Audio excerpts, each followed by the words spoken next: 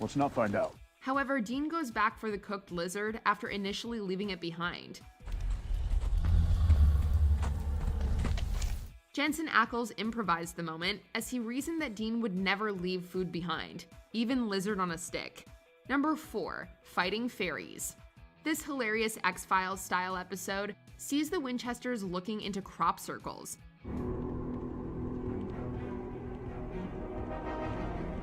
But instead of aliens, the true culprits appear to be fairies. Unfortunately for Dean, but not for us, he accidentally attacks a little person after mistaking the man for a fairy. Little fairy! What do you want, you fairy? Although his hilarious excuse that he was just kidding was also an improvisation by Ackles, our pick goes to a moment a little bit later. I'm just kidding. Naturally, Dean is arrested for assaulting the man, and as he's being put in the police car, he yells to Sam, Fight the fairies! You fight those fairies! Although this off-the-cuff line by Dean is funny in context, just imagining what all the bystanders think makes it even more so. Fight the fairies! Number 3, Dean's catchphrase. He was a bad son of a bitch, something. As any Supernatural fan knows, Dean's favorite exclamation involves mentioning the male child of a female dog. The amount of time Dean uses the expression leads it to essentially becoming his catchphrase. Because I'm starting to cramp like a son of a bitch. Number 3, Dean's catchphrase. No, Sam, I mean son of a bitch. Although many of the times Dean says it are in fact scripted, Jensen Ackles occasionally included the expletive when it wasn't written in previously, as a result of how in character he gets. You kinky son of a bitch, we don't swing that way. One memorable instance is at the conclusion of the season 3 episode Bad Day at Black Rock. After discovering that Bella Talbot had stolen his winning lottery tickets, Dean is left stunned. Dean's outburst wasn't scripted, and you can see Jared Padalecki trying not to laugh. Son of a bitch! We're right there with him. Number 2, Scooby-Dooby F-bomb. It's not a dream. Holy crap. You saw that light. Did we just get sucked into the TV? We still can't believe this episode is real. Sam, Dean, and Castiel get sucked into TV land, specifically the animated world of Scooby-Doo. Oh, man, this is like a dream come true. Your dream is to hang out with the Scooby Gang? While there, they encounter an all-too-real ghost, which clashes hilariously and traumatically with the Scooby Gang's usual antics foiling old people in masks. The gang doesn't take it well. Sam, are you crazy? They can't use this stuff. That's a Scooby don't. However, thanks to a pep talk from Dean, they regain their confidence. Dean also claims that they can help out by doing what they do best, making a trap. But we can help. We have to. Match found. Right, you can. You're gonna do what you do best. Build a trap. Although most of the speech was scripted, Dean's use of the F word for emphasis was an invention of Jensen Ackles in the recording booth. Jinkies. Before we unveil our number 1 pick, here are some honorable mentions. Grenade launcher. The whole exchange between Sam and Dean over the weapon was unscripted. No. Why? Dean, we need to be stealth. Do this quietly. Dean? Dean. We'll get a chance. It's okay. Fourth wall break. Dean looking at the camera when Destiel is mentioned was all Ackles. Although we do explore the nature of Destiel in Act 2. Sorry, what? Oh, it's just subtext. But then again, you can't spell subtext without S-E-X. Slap. The two actors improvise the bit with the butt slap. That's just a little bit more than the law will allow. You son of a bitch. The scent of Dean. Possessed Samuel sniffing Dean was Mitch Pileggi's creepy idea. Are you one of my psychic kids?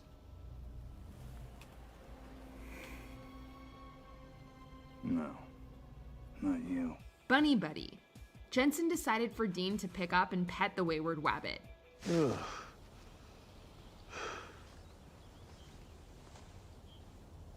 Hey, buddy. Before we continue, be sure to subscribe to our channel and ring the bell to get notified about our latest videos. You have the option to be notified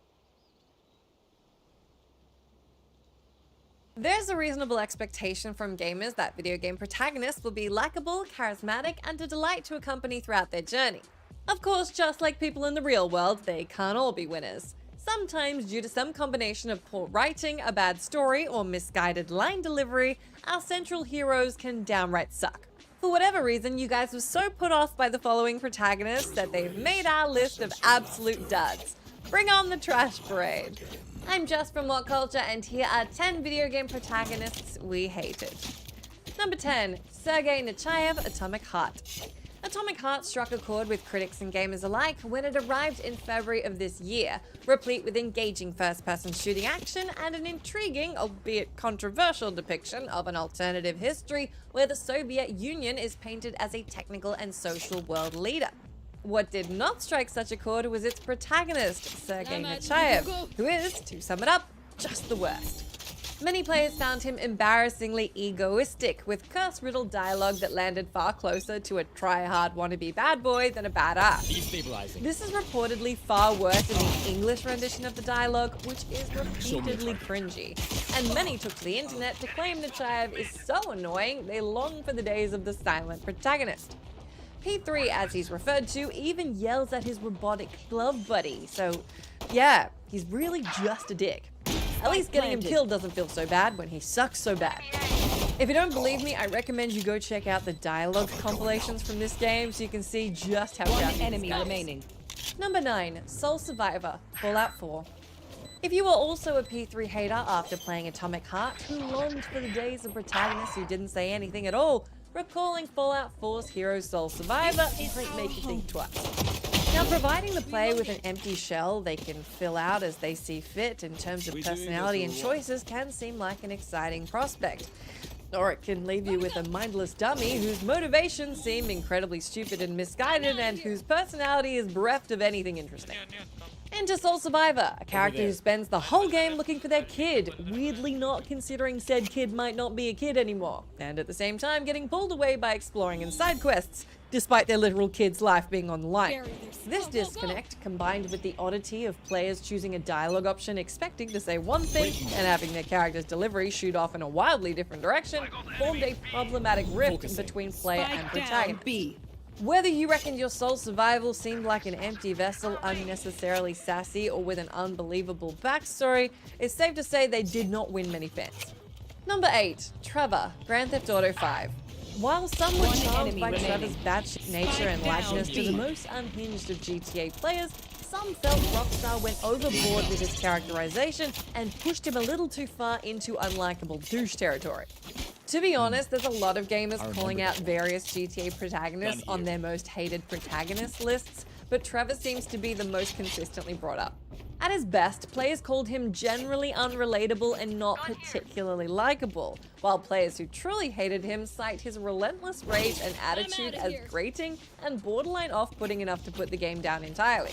While his madness can be entertaining at times, some players took issue with his more mean-spirited scenes and how far the writing pushed his over-the-top antics and randomness. If you like running everybody down in GTA, you're probably a big fan of Trevor. Then again, there's a lot of people who say they didn't like any of the protagonists in GTA 5, so... Number 7, Vaughn, Final Fantasy 12.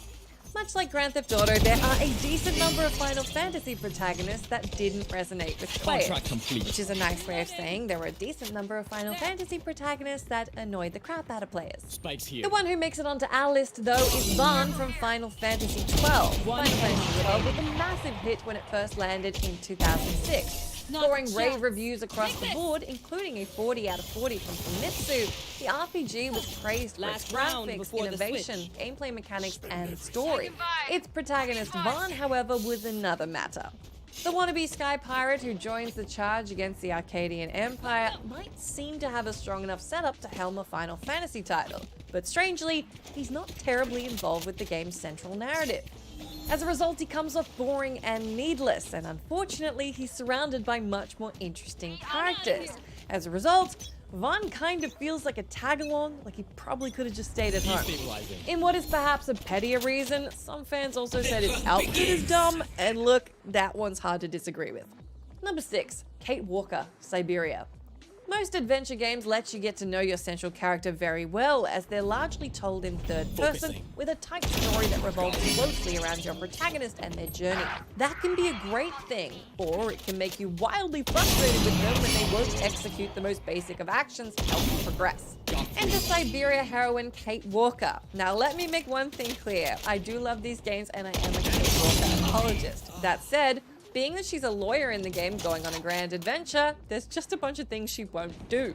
While she's more than willing to get her hands dirty as the story wears on, early on she really won't, figuratively or literally. One of the game's earliest puzzles is halted because she refuses to retrieve an ore from the edge of a lake bed because, quote, it's too muddy. And her solution is to persuade the local child with a learning disability to do it for her.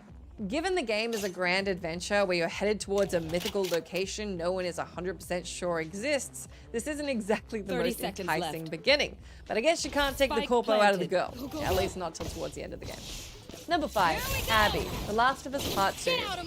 It partly pains me to put Abby on this list because what Naughty Dog tried to do with her character is both a unique and interesting approach you don't often see, but even if her actions are justified, they were just too controversial and hateful not to earn her a spot on this list. While we admittedly spent a lot of our time in the first Last of Us game brutally murdering and maiming anyone who got in our way, it's kinda hard to see somebody else do it, especially when we're on the receiving end. While Abby's motivations aren't too dissimilar to that of the original Last of Us heroes, Joel and Ellie, it was a bridge too far for some fans to accept her brutality when it was directed against one of our faves.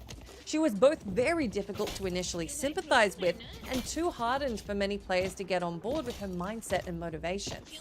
Whether or not she deserves to be hated will definitely change from player to player, but I think we can all universally agree that for better or worse, she absolutely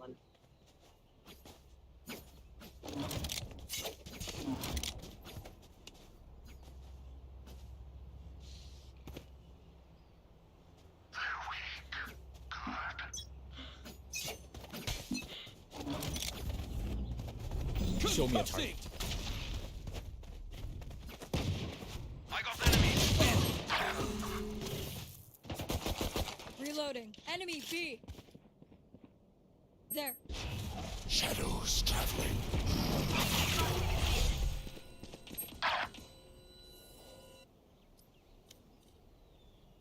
is. Number 4, Byleth, Fire Emblem 3 Houses. From a character with arguably too much and too harsh of a personality to one that appears to have none at all, we have Byleth from the excellent Fire Emblem 3 Houses. Yet another protagonist who sucks but didn't manage to bring down the quality of the game from which they spawned, as has been the case with a number of entries on this list. Byleth is just devoid of a personality.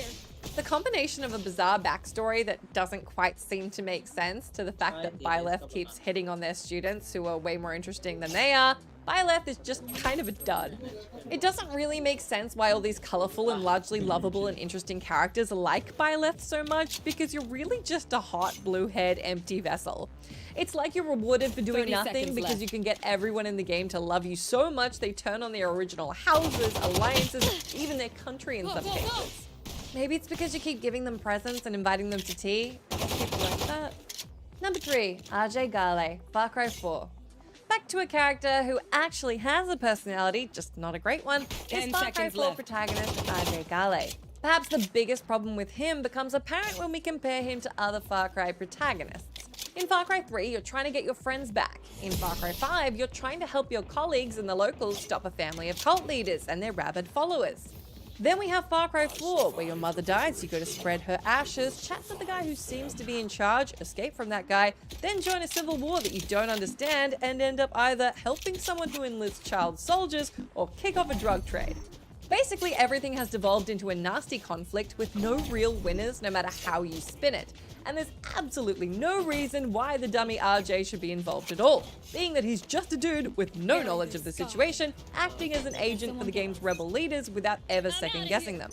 At the end, you can't even take charge, you just end up falling victim to one of whatever crap ending you choose. Unless, of course, you just sat your butt down when Pagan asked you to at the start of the game, then, well done. Number 2, Kyle Crane, Dying Light. Dying Light may deliver in terms of combat, world building, and traversal, but what it achieves in those areas it sorely lacks in the awesome protagonist department. Kyle Crane is an undercover GRE agent who quickly begins parkouring his way around town in an effort to rectify an unfortunate bitey run-in with a zombie. This is all well and good, except for the fact that Kyle unfortunately fills out a perfect circle in the Venn diagram between an uninspiring bland personality and absolutely bizarre decision-making. The biggest problem here is that Kyle's backstory sets him up as someone who should be supremely competent. Yet between his early game mishap, which gets him infected in the first place, and his fortunate luck in being rescued by Jade, he certainly doesn't seem like much of an impressive secret operative. He frequently does the exact opposite of what he should do in any given situation, and is, as many players have quite plainly put it, an idiot. Luckily, the game itself recovers as the gameplay is still really good, so even if Crane is absolutely driving you crazy, it's still worth checking out. Number 1, Frey, Forspoken. Unlike the vast majority of games on this list, 2023 action game Forspoken from Square Enix was not well received. In fact, it was pretty universally criticized for its overly basic combat, incredibly awkward dialogue, and poor pacing. One fact which undoubtedly did not help it out was protagonist Frey. Written with an inundating level of Whedon speak, which just doesn't play in 2023 like it did in the 90s, the fish out of water narrative of a young New Yorker being transported to a magical land is told with about as much subtlety as a hammer. Unfortunately, there isn't much nuance to Frey's characterization either, as her quips come off far more cringy and one-note than entertaining.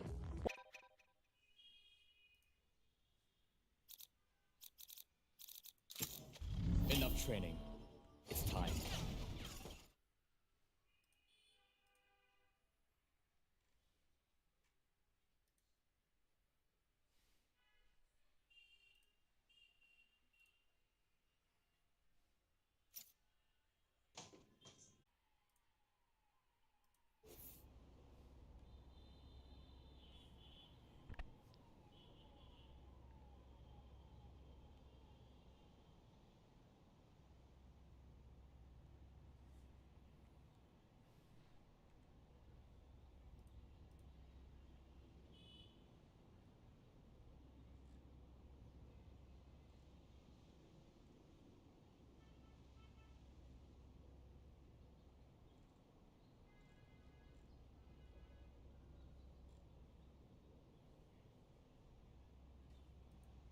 Hey, what's up everybody? Average Sniper here. Welcome to the video. I'm doing something a little different today, so smack that like button to get started. So I was browsing YouTube last night and I actually found a PUBG video that I was very interested in, and I watched the whole thing and I thought it was so good and the guy made such good points that I would share it with you guys and add my own commentary. Of course, before I start this, I would like to give full credit to the creator. You can see here the YouTube channel is called The Cursed Judge and the video is called I Miss PUBG. I will put a link to this video in case you want to watch the original in the description. So we're going to go ahead and get started. I'm going to watch this video with you guys, add my commentary, and talk about what I agree and disagree with in the context of what this guy is saying. I have a beef to settle today, and it's about PUBG, Fortnite, and historical revisionism. No fancy intro, let's just start this shit. PlayerUnknown's Battlegrounds is a battle royale shooter that released in 2017, 6 years from this video's upload. It features a 100-player battle and an increasingly shrinking play zone until one person or team is left standing. PUBG is one of the most influential games of the past 10 years, the largest reason being that it kicked off the battle royale frenzy that's led to not just every single AAA studio's take on the genre, but Fortnite, one of the most culturally dominant and successful video games of all time. Now, unlike a lot of people, that's very true. In the PUBG Fortnite thing, PUBG was the first one to really popularize Battle Royale, other than H1Z1 and some Arma mods. Spike planted. When PUBG came out, it took the world by storm. Fortnite copied the formula. They didn't really steal anything, they just copied the formula and made their own game, and had a much better team One of enemy engineers and salespeople, advertising, market people. And Fortnite got huge. What can I say? Don't hate. Fortnite got huge, but it all stemmed from PUBG. I don't really have a problem with Fortnite itself, but I do have a problem with how PUBG began to be treated as Fortnite passed it in popularity. So first, let's talk about what PUBG is. PUBG is slow. Out of almost any battle royale I've seen, this game consists mainly of quiet moments. While gunfights are the actual highlights of PUBG, those are only small moments between looting, traveling, and waiting for the game to advance. While matches do run on a timer, it's only ever pressing when you're on the clear opposite of the map or near the end of the game, leaving plenty of space for silence. The game, like most shooters, doesn't have any music during the gameplay itself, leaving room for sound to be a key component in gunfights. However, while many games have sound act almost intimately, being something you listen closely to and many times giving you mere milliseconds to prepare, sound in PUBG is this roaring warning siren. While traveling can be... That's so true about the sound. Like, when you hear those footsteps coming, you know it's about to go down. You just stop moving and hope the other guy didn't hear your footsteps. Low and occasionally tedious, just watching someone else do it doesn't give you the whole experience. Your time spent traveling is focused on scanning the horizon line, listening for sound cues, choosing where to go, darting from cover to cover. Gameplay is blanketed by this heavy feeling of paranoia, like you could be shot at any moment, because most times you very well could. While you are constantly searching for others, so is everybody else, and a quiet moment can be suddenly ripped to shreds in an instant if you're not the first to the draw. And also, guns sound fucking terrifying in this game. They're so loud, so much louder than any other sound in the game, it's ridiculous. It reminds me strangely of Five Nights at Freddy's 4, where you need the game to be loud enough to hear the breathing noises, but the louder it is, the worse the jump scares will be. PUBG is honestly, like a horror this game. Has scared me far more than any horror game could. While danger is kind of a binary thing in this game, you're either in a gunfight or you're not, the perceived danger goes higher and higher the smaller the circle gets. You go from sprinting in empty fields without blinking to being terrified to peek your head out unnecessarily. As easy as it is to make some little video shitting on the game because you don't care about it, the tension and enjoyment of PUBG comes with truly wanting to be the last one standing. It makes every moment quiet to... Spike planted.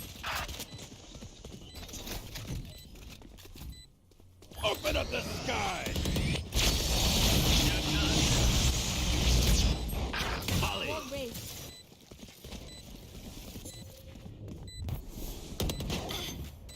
Last player standing.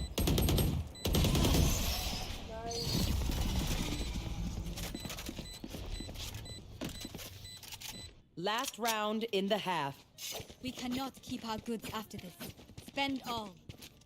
I need a drop. Cheers. Thanks.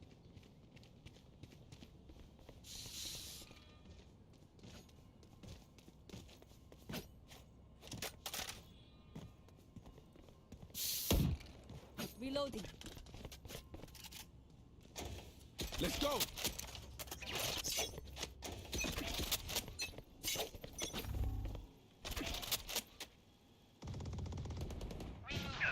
My ult's ready.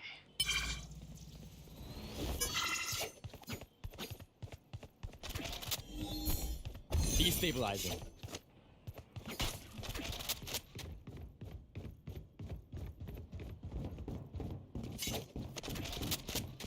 Right here. Any enemies B. In beacon here. My ultimate is Destabilizing. One enemy remaining.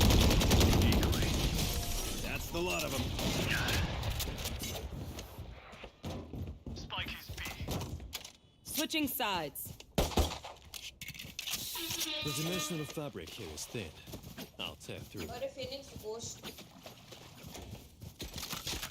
I need a drop.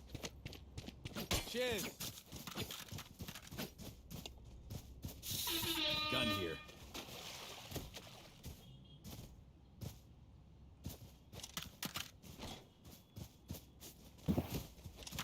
Gun here. Right here. Gun here. Gun here.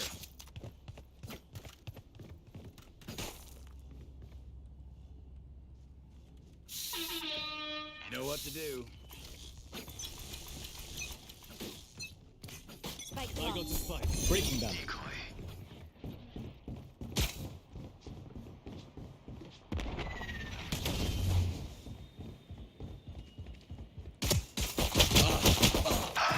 Right here. Dim beacon right here. Right here. Enemy spotted mid. I'll spike it down. Last player standing. Flawless.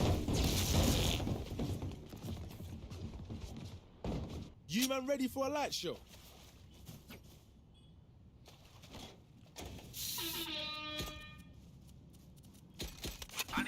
Watching here. Cheers. Need equipment. Need equipment.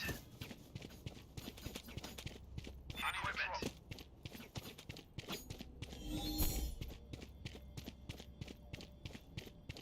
Safety's off.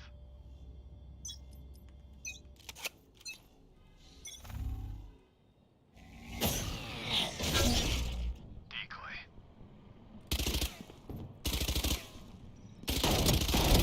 Next. Destabilizing. Stand aside. Breaking them.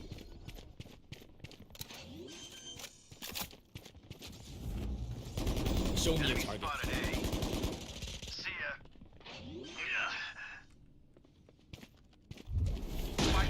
One enemy remaining. Right here.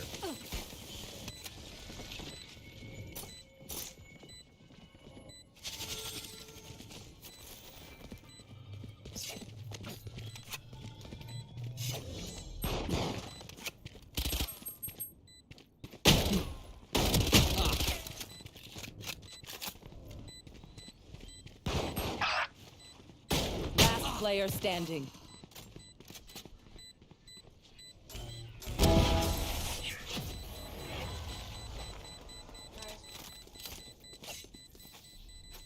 Match point. Suckers better watch their backs.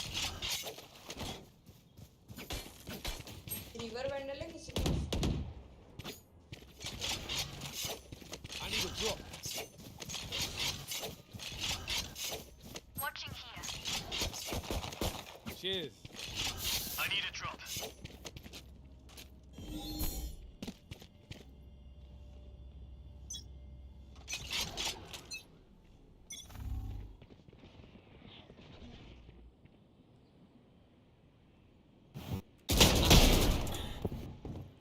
Enemy spotted. No distractions. Fire in the hole! Enemy down. Breaking them. One enemy remaining. Got 3. Show me a target.